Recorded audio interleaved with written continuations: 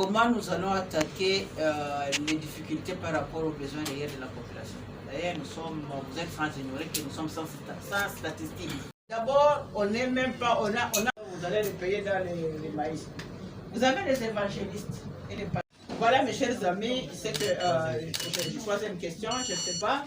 Madame, ça a été? Donc, quelque part, le bilan, c'est difficile de vous donner le bilan maintenant, mais nous aurons un bilan, un grand bilan. Et ça va vous réveiller, parce que ça va parler de la réalité. Les revenus.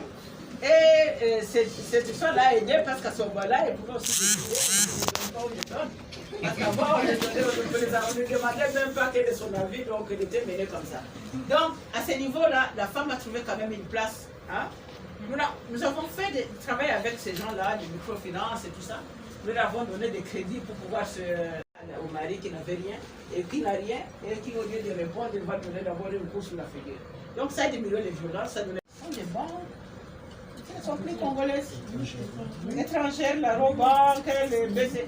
On cesse de faire des plaidoyers, donc nous avons des plaidoyers qui sont tournés vers nos partenaires, nos bailleurs de fonds, notre gouvernement propre, nos législateurs et puis nous-mêmes les associations donc à la base. Nous avons d'abord pris conscience par nous-mêmes de la réalité telle que je l'ai décrite ici dans la salle sur Kinshasa, comment de la débrouille on peut penser faire de l'informel un travail rémunéré pour être du travail pour sortir de la crise, mais ce n'est pas du travail, c'est de la survie. C'est la survie où on est vraiment dans un état de croire qu'on est en train d'urbaniser la pauvreté.